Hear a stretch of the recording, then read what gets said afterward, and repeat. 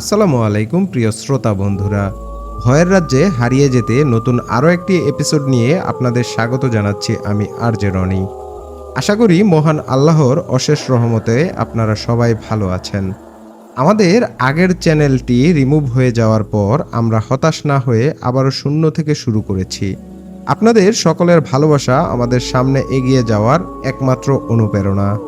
আপনাদের ভালোবাসায় আপনাদের ভালোবাসার চ্যানেলটিকে নিয়ে এগিয়ে যেতে চাই বহুদূর।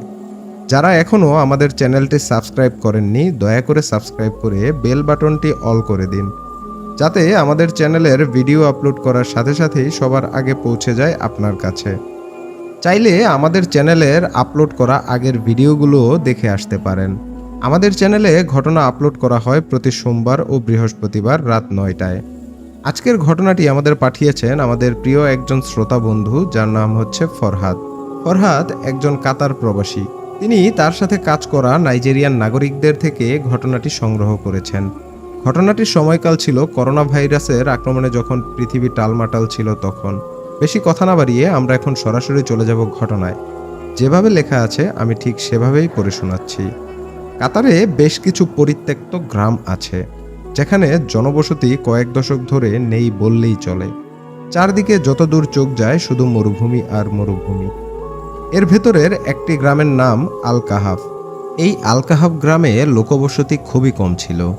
এই জায়গাটির চারিদিকে প্রায় 30 কিলোমিটার পর্যন্ত কোনো পাকা রোড এখনো তৈরি হয়নি। তবে চলাচলের জন্য একটা অফ রোড আছে, কোনো রকমে গাড়ি চলাচলের জন্য। কোনো প্রাইভেট কার যদি ভুলক্রমেও সেই রাস্তা দিয়ে ঢুকে তাহলে তার বের হতে অনেক কষ্ট হয়ে যায়। আল শামাল শহরের অন্তর্ভুক্ত আল রুবাইস ছোট্ট একটি শহর। এখানকার কোনো এক কোম্পানির ক্যাম্পে বসবাস করে কয়েকজন যুবক। তাদের নাম রবার্ট, মাইকেল, জ্যাকি আর লরি। এ চারজনই ছিল নাইজেরিয়ান নাগরিক।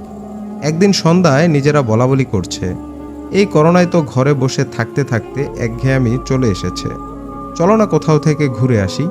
তখন তাদের মধ্যে একজন বলল, ঠিক আছে, কিন্তু কিভাবে বের হব? সবই তো বন্ধ।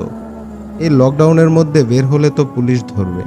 ওদের নিজেদের একজনের প্রাইভেট কার ছিল। ওখানে প্রাইভেট কার ছাড়া চলাফেরা খুব মুশকিল। এজন্য ওদের একজনের একটা প্রাইভেট কার ছিল, যে গাড়ি নিয়ে ওরা ছুটির দিনে ঘোরাঘুরি করত। তারা পরিকল্পনা মাফিক রবিবার সকাল 9টার দিকে তারা তাদের গাড়িটি নিয়ে বের হয়ে পড়ে ওই অফরোডটার দিকে, যেদিকে সাধারণত গাড়ি ঘোড়া চলাচল করে না। ওই দিকের মরুভূমিতে যাওয়ার সিদ্ধান্ত নেয় তারা। যখন মরুভূমির দিকে যাচ্ছিল তখন ওইদিকে অস্বাভাবিক রকমের কুয়াশা পড়েছিল আর চারদিকে নিস্তব্ধতা। রাস্তাঘাটে কোনো লোকজন নেই। লকডাউনের কারণে সবাই বাড়ির ভেতরে অবস্থান করছে। তারা সাথে করে কিছু শুকনা খাবার, সিগারেট ও বেশ কিছু অ্যালকোহল নিয়েছিল, আর দুটো মুরগি নিয়েছিল বারবিকিউ করার জন্য। ওখানে অনেক সীসা খাওয়ার প্রচলন আছে, তাই তারা সাথে করে সীসাও নিয়েছিল, আর থাকার জন্য একটি তাঁবু, আর ছোটোখাটো পিকনিক করার জন্য যে প্রয়োজনীয় সামগ্রীগুলো দরকার সেই জিনিসগুলোও তারা সাথে নিয়েছিল। প্রায় 45 মিনিটের রাস্তা পেরিয়ে আসার পর রবার্ট হঠাৎ গাড়ি থামাতে বলল, ওর একটু ওয়াশরুমে যাওয়ার প্রয়োজন। রবার্ট গাড়ি থেকে নেমে দ্রুত ফ্রেশ হয়ে আবার চলে এসেছে। আসার সময় হঠাৎ খেয়াল করে গাড়ির পেছনের গ্লাসটিতে কারো হাতের ছাপ লেগে আছে। যেহেতু গাড়িটা বেশ কিছুদিন ধরে গ্যারেজে পড়েছিল আর এই মরুভূমি দিয়ে গাড়ি চালানোর পর গ্লাসে কিছু ধুলাবালি লাগার কারণে ওই ছাপটি স্পষ্ট বোঝা যাচ্ছিল। আরও কিছুটা পথ আসতে আসতে রবার্ট লক্ষ্য করে ধীরে ধীরে গাড়ির পেছনের গ্লাসের উপর হাতের ছাপটি আরও স্পষ্ট হয়ে উঠেছে। হাতের ছাপটি স্বাভাবিক মানুষের হাতের যে পাঞ্জা থাকে এটার থেকেও বড় ছিল। এ বিষয়টি গাড়ির ভেতরে থাকা সবাই খেয়াল করেছিল, তাই তারা বারবার গাড়ির পেছনের দিকে তাকাচ্ছিল যে কেউ আসছে কিনা। আবার তারা ভাবল তাদের মধ্যে কারো হাতের ছাপ হয়তো হতে পারে, তাই তারা বিষয়টি পাত্তা না দিয়ে সামনের দিকে এগিয়ে গেল। এ বিষয়টি তারা স্বাভাবিক ভেবে তাদের গন্তব্যের দিকে অগ্রসর হতে থাকে। আরও 20 মিনিট গাড়ি চালানোর পর ধীরে ধীরে কুয়াশা কমে যেতে থাকে। তখন তারা গাড়িতে থাকার সময় নিজেদের ফোন দিয়ে ছবি ও কিছু ভিডিও ধারণ করেন। তারা যখন গাড়িতে বসে একটু আগে তোলা ছবি ও ভিডিওগুলো দেখার জন্য মোবাইল হাতে নেয়, তখন তাদের ফোনে ভিডিও এবং ছবিগুলো সাপোর্ট করছিল না। একসাথে সবার মোবাইলে একই অবস্থা। তখন তারা সবাই একটু অবাক হয়ে যায়। টেকনিক্যালি কোনো সমস্যা থাকলে যে কোনো একজনের মোবাইলে থাকতে পারে, একসাথে সবার মোবাইলে তো হওয়ার কথা নয়। তারা এবার একটু বিচলিত হয়ে পড়ে। এদিকে গাড়ি সাই সাই করে মরুভূমির বুক চিরে এগিয়ে যাচ্ছে। প্রায় 2 ঘন্টারও বেশি গাড়ি চালানোর পর তারা তাদের কাঙ্ক্ষিত স্থানে চলে আসে, যেখানে তারা পিকনিক করার জন্য জায়গাটি বাসা থেকেই নির্দিষ্ট করে রেখেছিলেন। বলে রাখা ভালো, তাদের পিকনিক করার জায়গা থেকে আল রুবাইয়া শহর প্রায় 45 কিলোমিটারের একটু বেশি দূরে অবস্থিত। লকডাউনে বাসার বন্দি জীবন থেকে একটু মুক্তি পেয়ে তারা সময়টা বেশ উপভোগ করছিল। তারা যেহেতু সাথে করে অ্যালকোহল নিয়ে এসেছিল, তাই তারা হালকাভাবে ড্রিঙ্কস করে নিল।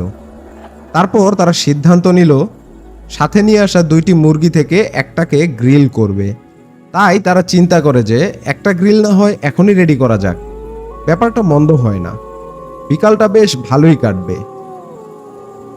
যেই কথা সেই কাজ, শুরু হয় গ্রিল পোড়ানোর ব্যবস্থা। এরই মাঝে রবার্ট গাড়িতে বসে থেকে জোরে জোরে সাউন্ড দিয়ে গান শুনছিল।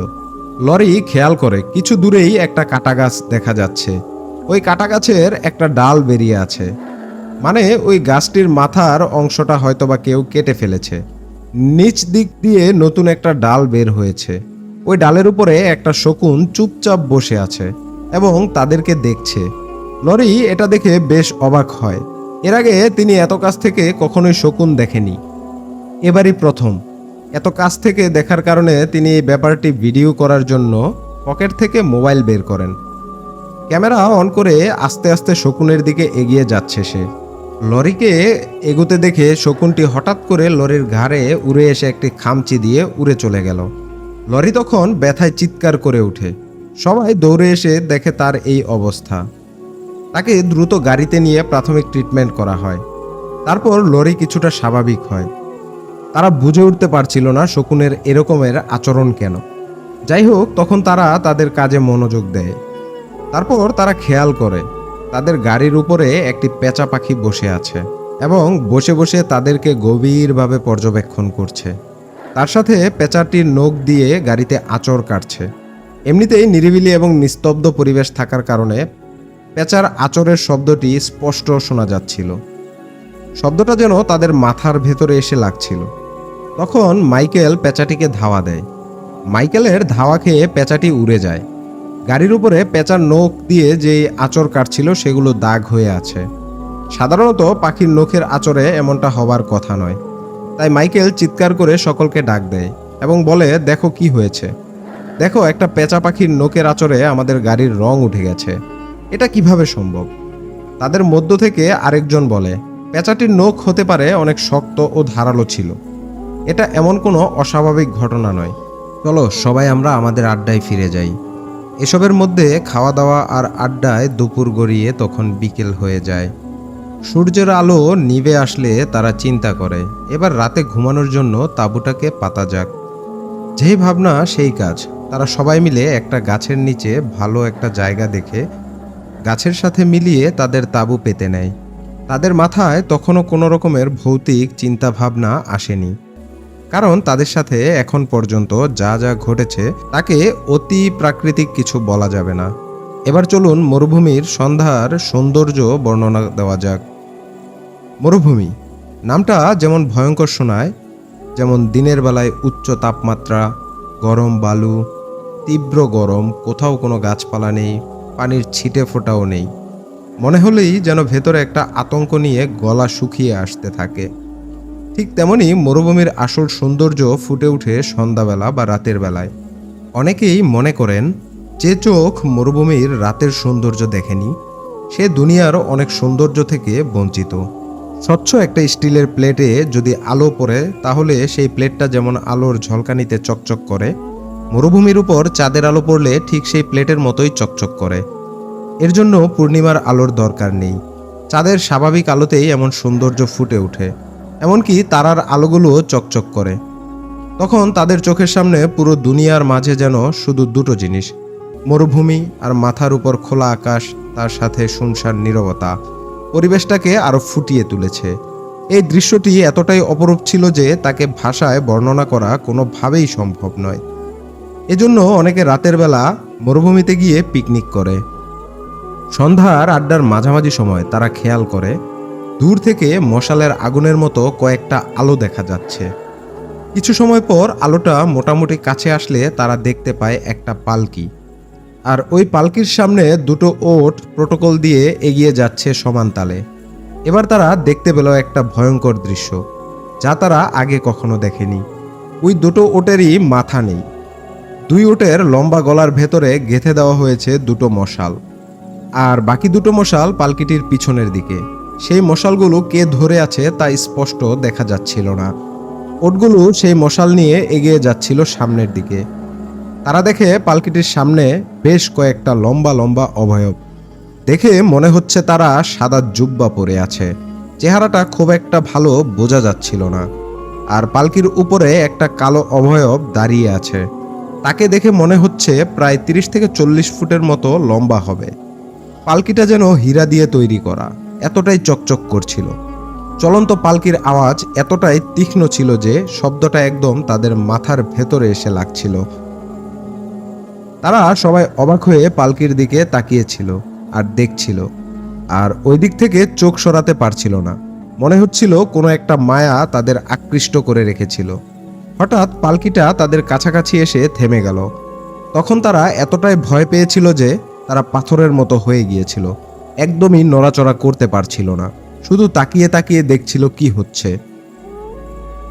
হঠাৎ করে একটা অবয়ব মাইকেলের কাঁধে হাত দিয়ে জিজ্ঞেস করলো, কিরে, পালকি জীবনে কোনোদিন দেখিস নাই? আরো দেখবি? চল আমার সাথে, তোদের ভালো করে পালকি দেখাবো। চারদিকে এতটাই নিস্তব্ধ ছিল যে হঠাৎ করে এই অবয়বের এমন কথা শুনে তারা কেউ বুঝতে পারে না যে তারা এখন কি করবে। তখন কারো গলা দিয়ে কোনো আওয়াজ বের হচ্ছিল না। এর মধ্যে হঠাৎ করে চোখের পলকে তাদের চারপাশটা অন্ধকার হয়ে গেল। পালকির সাথে থাকা মশালগুলো নিভে গেছে, আর এক পলকে বেশ কয়েকটা অবয়ব তাদেরকে ঘিরে ফেলেছে। তখন তারা দেখতে পেল অবয়বদের পাগুলো ঠিক হাঁসের পায়ের মতো, এবং তাদের পিঠ অনেকটা বাঁকানো এবং খানিকটা উঁচু, ঠিক ওটের মতো। আর তাদের মুখ দেখে মনে হচ্ছিল শকুনের মুখের মতো। এসব দেখে কিছুক্ষণের মধ্যেই রবার্ট, মাইকেল এবং লরি আর সহ্য করতে না পেরে সেখানেই অজ্ঞান হয়ে যায়। আর জ্যাকি অজ্ঞান হয়নি। সে কোনো চিন্তা না করে সামনের দিকে দৌড়াতে থাকে আর গলা ফাটিয়ে চিৎকার করতে থাকে, কেউ আছো? আমাদের রক্ষা করো। কোথাও কি কেউ নেই? আমাদের কথা কি কেউ শুনছো না? আমাদেরকে রক্ষা করে আমাদেরকে বাঁচাও। কিছুক্ষণ পর জ্যাকির কণ্ঠটাও আর শুনতে পাওয়া যায় না। প্রিয় শ্রোতা বন্ধুরা, এই হচ্ছে ঘটনার প্রথম খণ্ড। ঘটনাটি মূলত 2 খণ্ডে ভাগ করা হয়েছে, কারণ দুটো ঘটনার শুরু ভিন্নভাবে হলেও শেষটা এক জায়গায় এসেই মিলিত হয়। তাই দ্বিতীয় খণ্ডটি না শুনলে ঘটনাটি সম্পূর্ণ ক্লিয়ার হবেন না, মনের মধ্যে অনেক প্রশ্ন থেকে যাবে। তাই দ্বিতীয় খণ্ডটি গভীর মনোযোগ দিয়ে শোনার অনুরোধ রইল। তখন ঘড়ির কাঁটায় প্রায় 8টার উপরে। সাইমন আবদুল্লাহ পেশায় একজন অ্যাম্বুলেন্স চালক। সাইমনের সাথে আরও একজন ছিল, তার নাম ম্যাথিউ ডিসুজা। ম্যাথিউ একজন ফিলিপাইনের নাগরিক। তারা দুজনেই মূলত ডাক্তার।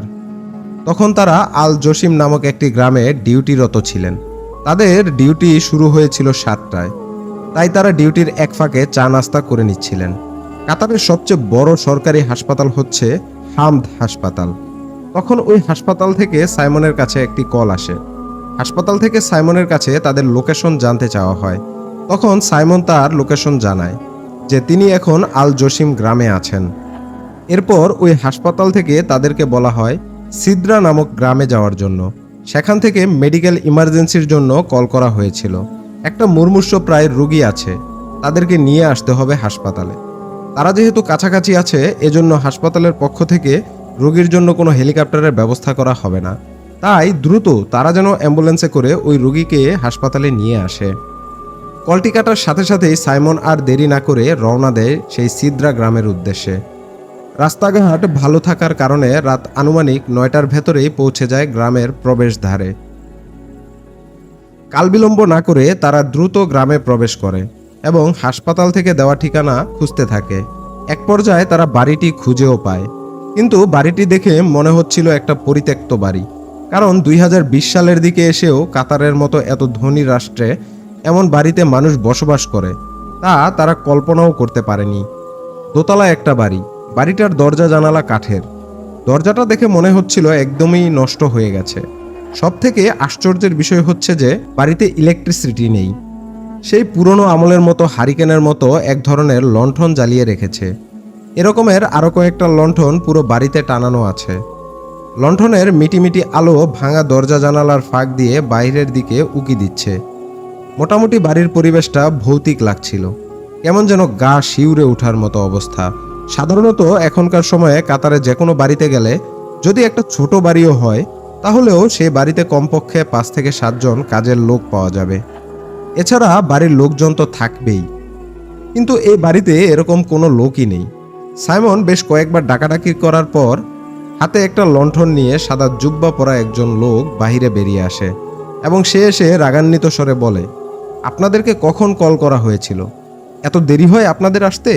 আপনাদেরকে বারবার বলেছিলাম মুমূর্ষ রোগী। সাইমন লোকটির কথা শুনে একটু রেগে যায়, কারণ হচ্ছে তিনি কল পাওয়ার সাথে সাথেই ঘটনাস্থলে দ্রুত চলে এসেছে। তখন সাইমন বলে, আচ্ছা, এখন এগুলো বলার সময় না, কথা না বাড়িয়ে তাড়াতাড়ি রোগীর কাছে আমাদেরকে নিয়ে চলুন। এখন আপনার সাথে ঝগড়া করার মতো সময় আমাদের কাছে নেই। দ্রুত রোগীকে আমাদের কাছে দিন, আমরা তাকে অ্যাম্বুলেন্সে উঠিয়ে হাসপাতালে নিয়ে যাব। সাদা জুব্বা পরিহিত ওই লোকটা ওনাদের দুজনকে রোগীর কাছে নিয়ে যায়। অ্যাম্বুলেন্সে উঠানোর সময় সবাই ধরাধরি করে উঠাচ্ছিল। তখন সাইমন ওই জুব্বা পরা লোকটিকে জিজ্ঞেস করে, রুগী আপনার কি হয়? তখন জুব্বা পরা লোকটি মুচকি হাসে আর বলে, রুগী তো রুগী, রুগী আবার কিছু হইতে হবে নাকি? তখন এমন কথা শুনে সাইমনের কিছুটা অবাক লাগে এবং রাগও হয়। তারপর অতশত চিন্তা না করে তাড়াতাড়ি গাড়ি স্টার্ট দেয়, কারণ তাকে দ্রুত হাসপাতালে পৌঁছতে হবে আর রোগীর অবস্থাও মুমূর্ষু। গাড়ি স্টার্ট দেওয়ার সময় সাইমন ডিসুজাকে বলে, তুমি পিছনে গিয়ে রোগীর সাথে বসো, যদি কোনো খারাপ অবস্থা হয় তাহলে অক্সিজেনের ব্যবস্থা করে দিও। এর ভিতরেই সাইমন নিকটস্থ পুলিশ ক্যাম্পে কল করে এবং জানতে চায় রাস্তায় কোনো টহল পুলিশ আছে কিনা। তখন কন্ট্রোল রুম থেকে বলে, সে যদি কাতারের দোহাতে যেতে চায় তাহলে দ্রুত হাসপাতালে পৌঁছানোর জন্য অফরোডটা ব্যবহার করতে। ওই রোডে এখন কোনো টহল পুলিশ নেই। যেহেতু অ্যাম্বুলেন্স ওই রাস্তা দিয়ে যাবে, তাই নিকটস্থ থানায় ইনফর্ম করে টহলের ব্যবস্থা করে দেওয়া হবে।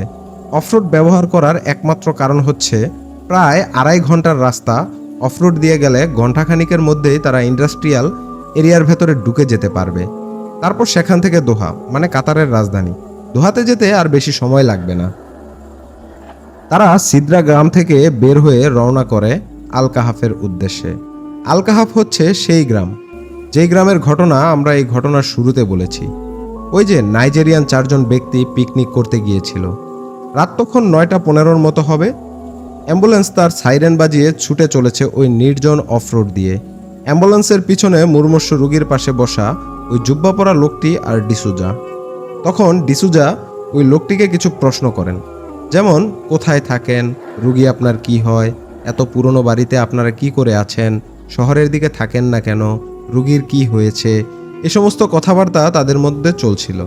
এক পর্যায়ে ওই বৃদ্ধ লোকটি ডিসুজাকে বলে, রুগী আর বেশিক্ষণ বাঁচবে না, তোরা ওকে নিয়ে আর বেশি দূর যাস না, ও মরে গেলে লাশটা আমাকে দিয়ে দিস।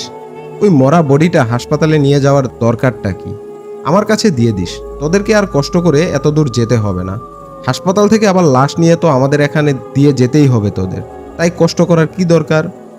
ডিসুজা লোকটির এই অদ্ভুত কথা শুনে অবাক হয়ে যায় এবং মনে মনে চিন্তা করে, পরিবারের কোনো লোক এমন মুমূর্ষু অবস্থায় থাকলে তার মৃত্যুর কথা এভাবে কেউ বলতে পারে? এই লোকটা কি মানুষ নাকি অন্য কিছু? এই চিন্তা করে ডিসুজা লোকটাকে সুন্দর করে না করে দেয়। ডিসুজা বলেন, এভাবে কোনো রুগীকে মাঝপথে নামিয়ে দেওয়ার কোনো নিয়ম নেই, বা এটা আমাদের দায়িত্বের বহির্ভূত কাজ। রুগীকে অ্যাম্বুলেন্সে উঠানোর পর যদি রুগী মারাও যায়, আমরা হাসপাতালে নিয়ে এন্ট্রি করাই, তারপরে আবার তার পরিবারের কাছে লাশটি পৌঁছে দেই। রুগীকে যদি নামাতেই হয় তাহলে হাসপাতালে গিয়ে নিয়ম মেনে আপনাকে এই রুগীকে নিয়ে আসতে হবে। এই কথা শুনে জুব্বা পরা লোকটি ডিসুজার উপর প্রচণ্ড ক্ষিপ্ত হয় এবং বলতে থাকে, আমার রুগী আমি নিয়ে যাব, তোদের সমস্যা কি? তখন ডিসুজা লোকটিকে বোঝানোর চেষ্টা করে বলে, দেখেন, এখানে রাগারাগি বা চিল্লাচিল্লি করার বিষয় নয়, এখানে নিয়মের বিষয়। আমাকে আমার ডিউটি পালন করতে হবে। আমার সিনিয়র সামনে আছে, উনি নিজেও একজন ডাক্তার, উনি অ্যাম্বুলেন্স চালাচ্ছেন। আপনার যদি কিছু বলতে হয় তাহলে তার সাথে কথা বলেন, আমার সাথে আপনার আর কোনো কথা বলার দরকার নেই। আর আপনি যদি এর পরেও হট্টগোল করেন তাহলে কিন্তু আমরা পুলিশ ডাকবো। তখন লোকটি উত্তেজিত হয়ে যায়, সাইমনকে ডাকে এবং বলে গাড়ি থামাও। এবং বারবার যখন পেছন থেকে টোকা দিচ্ছিল তখন সাইমন ড্রাইভিং সিটের পিছনের গ্লাসটা সরিয়ে লোকটিকে জিজ্ঞেস করে যে কি হয়েছে। তখন ওই লোকটা একই কথা বলে, গাড়িতে থাকা রুগীটি দুপুরে অসুস্থ হয়েছে, এই রুগী আর বেশিক্ষণ বাঁচবে না, এই রুগী যেখানে মারা যাবে ওখানে আমার কাছে হস্তান্তর করো, আর তোরা চলে যা এখান থেকে তাড়াতাড়ি, তা না হলে কিন্তু তোদের খবর আছে। আমি এই রুগীকে আমার মতো করে নিয়ে যাব, তোদের আর কষ্ট করে এদিকে আসতে হবে না। সাইমন এই কথা শুনে ওই জুব্বা পরা লোকটার উপর প্রচণ্ড রাগ করে। লোকটি তার মতো করে বারবার বলেই যাচ্ছিল। এক পর্যায়ে সাইমন লোকটিকে ধমক দিতে শুরু করে। প্রত্যুত্তরে জুব্বা পরা লোকটাও ধমক দিতে শুরু করে। তাকে বারবার বোঝানো হচ্ছে যে সে এই জায়গায় নামলে এই রুগী নিয়ে যাবে কিভাবে। লোকটার আচরণ দেখে মনে হচ্ছিল তিনি রুগীটা মরে যাওয়ার অপেক্ষাতেই আছেন, কোনো প্রকার মায়া মহাব্বত নাই। এতে করে দুজনই লোকটার উপর ক্ষিপ্ত হয়ে গিয়েছিল। লোকটা এক পর্যায়ে সাইমন ও ডিসুজাকে গাড়ি থেকে নেমে যেতে বলে। এই কথা শুনে তারা দুজনেই বেশ অবাক হয়। যারা গাড়ি চালাচ্ছে এবং যাদের গাড়ি তাদেরকেই গাড়ি থেকে নেমে যেতে বলছে। কিছুক্ষণের ভেতরে লোকটার কথা মতো রুগীটা মারা যায় অ্যাম্বুলেন্সের ভেতরেই। আর রুগীটা মারা যাওয়ার সাথে সাথে আচমকা গাড়ির ইঞ্জিনটা বন্ধ হয়ে যায়। ইঞ্জিন স্টার্ট করার জন্য অনেকক্ষণ চেষ্টা করার পরও গাড়ি স্টার্ট নিচ্ছিল না। তখন সাইমন ডিসুজাকে বলে গাড়ি থেকে নেমে আসতে।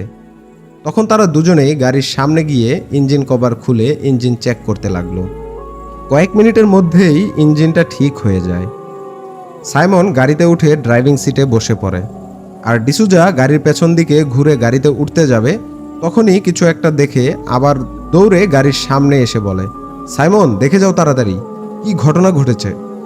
তখন সাইমন দ্রুত নেমে আসে এবং সে দেখে রুগীও নেই, রুগীর সাথে জুব্বা পরা লোকটি সেও নেই। সাইমন অবাক হয়ে দৌড়ে গাড়ির চারপাশে খুঁজতে লাগলো। তারপর গাড়ির ভেতরে থাকা টর্চ লাইট নিয়ে চারদিকে ভালো করে খুঁজতে থাকে, কিন্তু চারদিকে মরুভূমি, কোথাও কোনো লোকজন নেই। যদি ওই লোকটি লাশটিকে নিয়ে কোথাও চলেও যায় তাহলে তার পায়ের ছাপ নিশ্চয়ই বালির উপরে থাকবে। ভালোভাবে খোঁজার পরও তারা কোনো পায়ের ছাপ খুঁজে পেল না।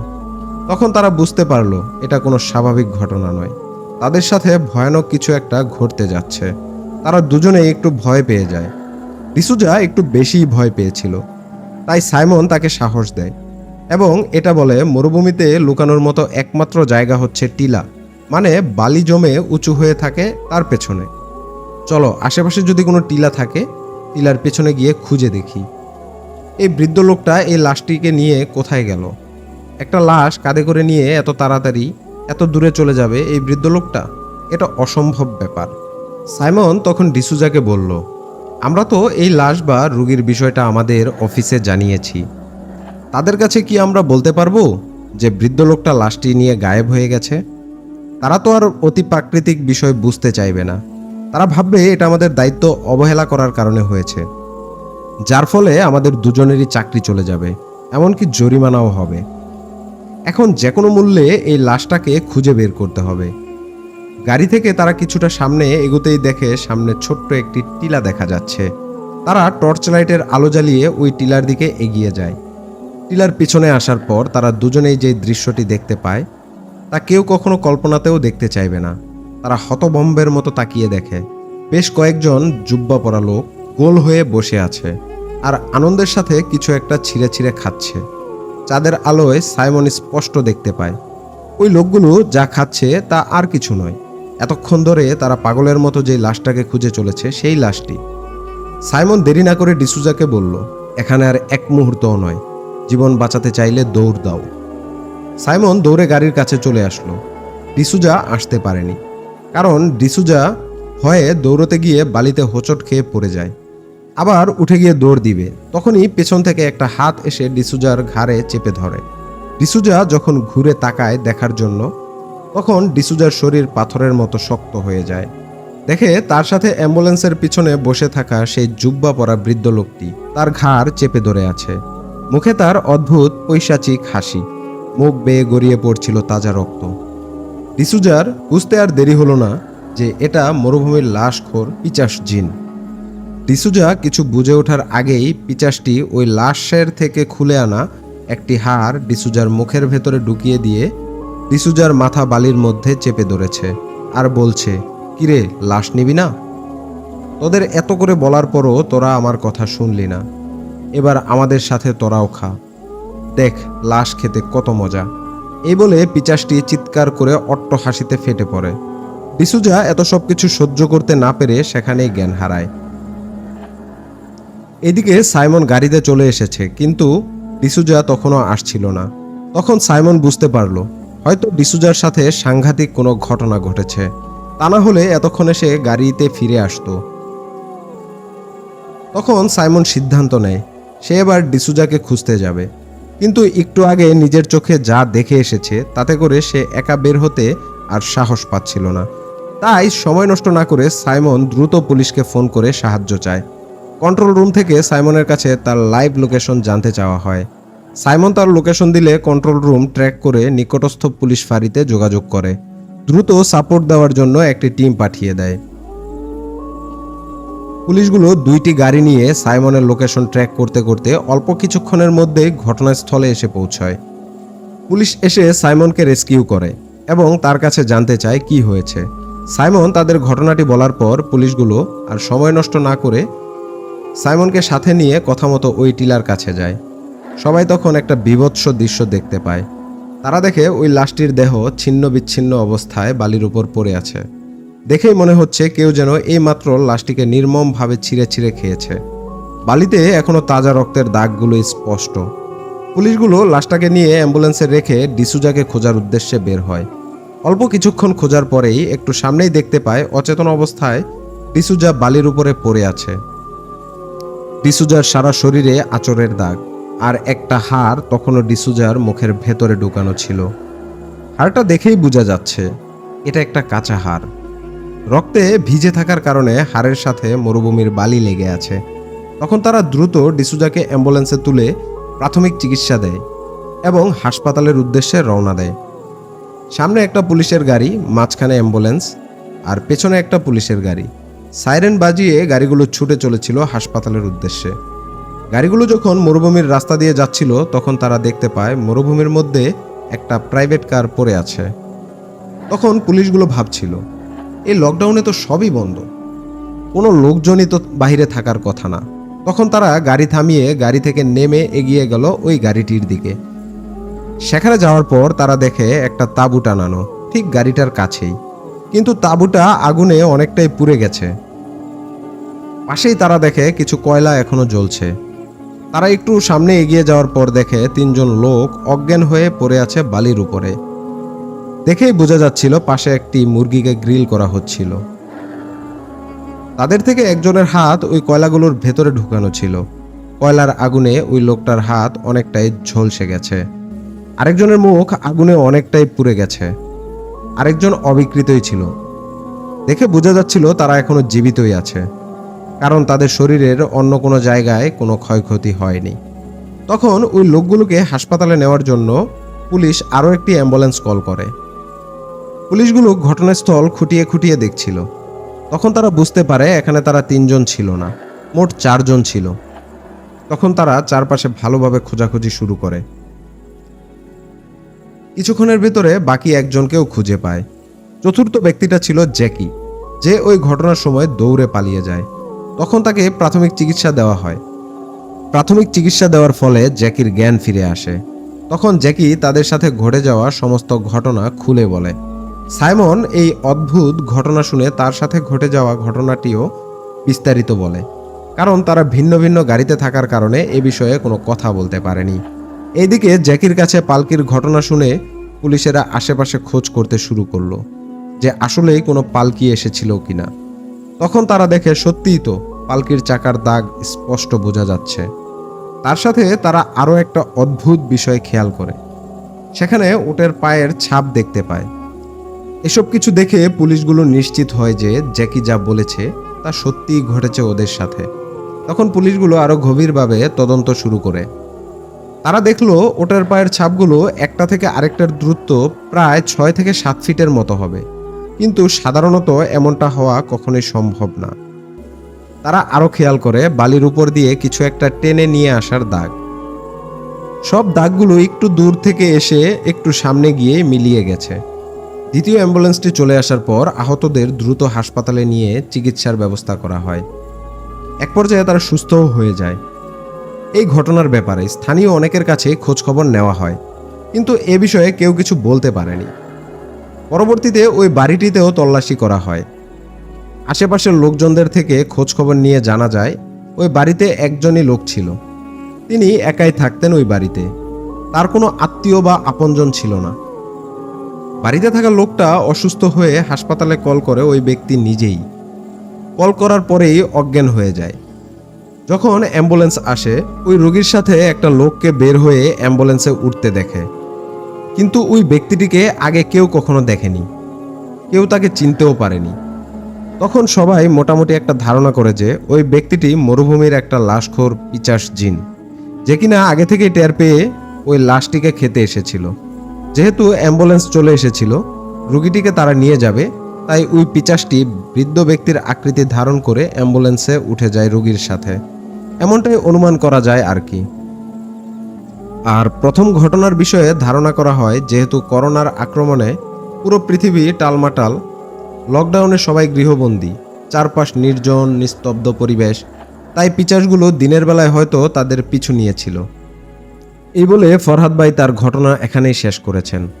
আজকের ঘটনাটি বেশ বড় ছিল। আমার কাছে ঘটনাটি বেশ ভালোই লেগেছে। আশা করি আপনাদেরও ভালো লেগেছে। ঘটনা সম্পর্কে আপনার মূল্যবান মতামত জানিয়ে দিন কমেন্টসের মাধ্যমে। ঘটনাটি ভালো লাগলেও জানান, ভালো না লাগলেও জানান। ঘটনাটি যদি ভালো লেগে থাকে তাহলে একটি লাইক করুন, আর বন্ধুদের সাথে বেশি বেশি শেয়ার করুন। আবারও ফিরে আসবো আপনাদের জন্য নতুন কোনো ভয়ঙ্কর সত্য ঘটনা নিয়ে। সে পর্যন্ত সবাই ভালো থাকুন, সুস্থ থাকুন। এই কামনায় সকলকে ধন্যবাদ জানিয়ে আজকের এপিসোড এখানেই শেষ করছি। আল্লাহ হাফেজ।